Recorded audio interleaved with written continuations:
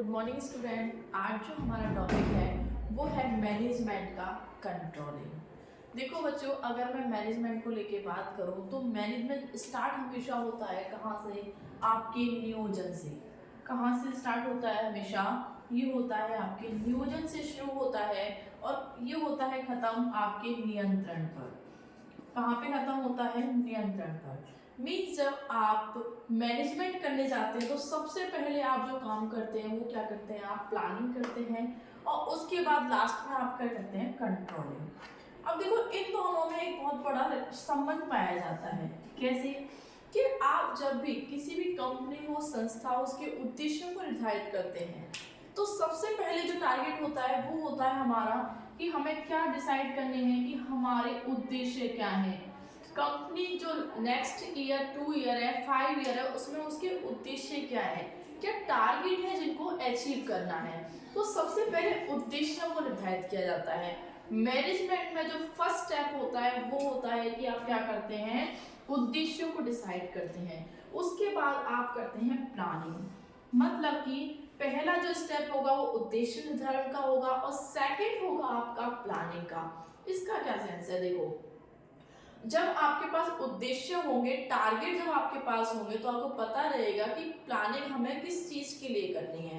तो मैनेजमेंट का first step है आपका प्लानिंग करना। आप प्लानिंग करेंगे, एक नियोजन, मतलब एक प्लानिंग कैसे बनाएंगे कि जो नेक्स्ट 2 ईयर है उसमें हमारे जो टारगेट है उनको आप कैसे कैसे अचीव कर सकते हैं। नियोजन के बाद सेकंड होता है आपका क्या? संगठन। सेकंड स्टेप क्या होता है आपका? संगठन, जिसको बोलते हैं अपन क्या? ऑर्गेनाइजेशन। जैसे ही आप प्लानिंग कर लेते हैं कि जो उद्देश्य है उनको कैसे अचीव किया जाएगा, उसके बाद आप क्या करते हैं? संगठन करते हैं। अब देखो, संगठन में सब कुछ आ जाता है आपका: भर्ती, चयन, प्रशिक्षण और विकास। इसका क्या मतलब है? देखो, जब आप संगठन मतलब किसी भी चीज को पहले आपने प्लानिंग कर ली और उसके बाद आप क्या कर रहे हैं? ऑर्गेनाइजिंग कर रहे हैं। तो आप क्या करेंगे कि सबसे पहले रिक्रूटमेंट मीन्स भर्ती निकालेंगे, फिर सिलेक्शन करेंगे, देन ट्रेनिंग देंगे और डेवलपमेंट देंगे। संगठन में जब एम्प्लॉय को हायर करेंगे तो उसके लिए सबसे पहले क्या करेंगे? भर्ती मतलब रिक्रूटमेंट निकालेंगे। फिर जितनी भी भर्ती आपके पास आई हैं, जितने भी आपने भर्ती निकाली है, तो उसके आधार पर जो आपको योग्यताएं चाहिए उसके आधार पर आप क्या करेंगे? चयन करेंगे, मतलब सिलेक्शन करेंगे। देखो, भर्ती एक कैसी प्रक्रिया है? सकारात्मक प्रक्रिया। इसको क्या बोलते हैं अपन हमेशा? भर्ती को क्या बोलते हैं हमेशा? सकारात्मक प्रक्रिया। क्या बोलते हैं? सकारात्मक प्रक्रिया। क्यों बोलते हैं? क्योंकि आप जब भर्ती निकालते हैं, चाहे वो न्यूज़पेपर के माध्यम से, चाहे रोजगार समाचार के माध्यम से, किसी भी माध्यम से जब आप भर्ती निकालते हैं तो वो कैसे? सकारात्मक। मीन जो भी हमें योग्यताएं चाहिए अगर किसी व्यक्ति में है तो वो हमें आवेदन कर सकता है, किसी पे रोक नहीं होती है। पर चयन जो होता है, चयन मतलब सिलेक्शन जो होती है, उसको बोलते हैं हम क्या?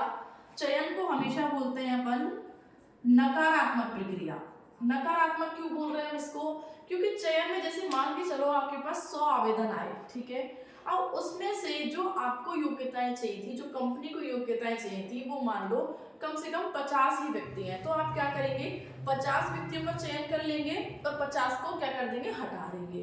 तो चयन कैसी प्रक्रिया है? सिलेक्शन कैसी है? As a negative process, but recruitment is a positive process. उसके बाद है प्रशिक्षण। जब आप जो भी एम्प्लॉय आपने क्या किया? सेलेक्ट किए हैं, उनको क्या देंगे? आप ट्रेनिंग देंगे। ट्रेनिंग में भी क्या माना जाता है कि इसमें 2 टाइप से ट्रेनिंग दी जाती है। इसको एक तो बोलते हैं अपन जिसको on the job, on the job, और एक होती है आपकी of the job, of the job. अब इसका क्या मतलब है? देखो, ट्रेनिंग क्या है? एक तो एम्प्लॉय जिसको हम जो हमारे यहाँ आवेदन के बाद हमने सेलेक्ट किया उनको ट्रेनिंग देनी है। इसके अलावा जो एम्प्लॉय हमारे यहाँ ऑलरेडी काम कर रहे हैं उनको भी अपडेट करने के लिए हम क्या करते हैं? ट्रेनिंग देते हैं। अब देखो, ट्रेनिंग 2 टाइप से दी जाती है। एक तो होती है कि काम हो रहा है और साथ के साथ आप क्या कर रहे हैं? उनको ट्रेनिंग देते जा रहे हैं। सेकंड जो तरीका है वो है ऑफ द जॉब। आप क्या करते हैं? किसी दूसरे प्लांट पे जाके हूबहू मशीनरी बना देते हैं। मींस आप एक आर्टिफिशियल एक माहौल क्रिएट कर देते हैं और उस माहौल में क्या करते हैं? जो नए अभ्यर्थी हैं, न्यू जो एम्प्लॉइज हैं, उनको क्या ट्रेन करते हैं। तो ट्रेनिंग दो टाइप से दी जाती है, ऑन द जॉब और ऑफ द जॉब, ठीक है। इसके बाद उनका क्या हो जाता है, डेवलपमेंट हो जाता है। देखो मैनेजमेंट में हमने सबसे पहले क्या किया, एम डिसाइड किए, ठीक है। उसके बाद दूसरा स्टेप था हमारा प्लानिंग करना। प्लानिंग के बाद हमने क्या किया, ऑर्गेनाइजिंग की, ऑर्गेनाइज मतलब संगठन, फिर होता है आपका निर्देशन, और उसके बाद लास्ट में जो आता है उसको बोलते हैं अपन क्या, कंट्रोलिंग मतलब नियंत्रण। इसका क्या मतलब है, कंट्रोलिंग इज ए रिजल्ट, क्या बोल सकते हैं आप इसको, रिजल्ट बोल सकते हैं। क्यों बोल सकते हैं कि आपने नियोजन किया, उसके बाद संगठन किया, आपने भर्ती कर ली, चयन कर लिया, प्रशिक्षण दे दिया, निर्देशन मतलब डायरेक्शन दे दिया। अब आप ये भी तो देखेंगे, आप जो इतने सारे काम किए जा रहे हो उसका एक्चुअल में रिजल्ट क्या निकला, तो उसी रिजल्ट को जानने के लिए आप क्या करते हैं, कंट्रोलिंग करते हैं, नियंत्रण का सहारा लेते हैं। कंट्रोलिंग क्या है, देखो इसकी एक प्रोसेस होती है जिसके थ्रू आपको पता चल जाता है कि आपके एक्चुअल में आपने जो मानक बनाए थे, मानक किसे बोलते हैं, आपने कुछ स्टैंडर्ड बनाए होंगे कि इतने टाइम में हमें ये टारगेट अचीव करना है। तो इसमें क्या करते हैं, पहले स्टैंडर्ड बनाते हैं, जैसे इसमें दे रखा है निष्पादन मानक निर्धारित करना। मतलब आप क्या करते हैं, सबसे पहले जैसे मान के चलिए आपको जो भी टारगेट अचीव करना है उसके स्टैंडर्ड पहले ही बना देते हैं कि हमें इतना तो अचीव करना ही है, ठीक है। उसके बाद है निष्पादन को मापना। अब यहाँ पे क्या होता है, एक्चुअल परफॉर्मेंस होती है। एक्चुअल परफॉर्मेंस से मतलब कि आपके स्टैंडर्ड क्या थे, एक्चुअल में आपने क्या अचीव किया, उन दोनों में क्या कंपैरिजन किया जाता है। क्या किया जाता है, कंपैरिजन किया जाता है कि आपने स्टैंडर्ड क्या बनाए थे, एक्चुअल में आपने क्या अचीव किया, और उन दोनों में तुलना की जाती है। तुलना के बाद जो भी विचलन आता है, विचलन मतलब जो भी वेरिएशन आता है उसको देखा जाता है, और उस वेरिएशन के बाद एक सुधारात्मक कार्रवाई की जाती है। सुधारात्मक कार्रवाई कि विचलन आए तो क्यों आए, क्या कारण रहा, क्या कमी रह गई, उसके बाद उसमें सुधार किया जाता है, और उसके बाद माना जाता है कि कंट्रोलिंग की जो प्रोसेस है वो क्या हो गई है, स्टॉप हो गई है।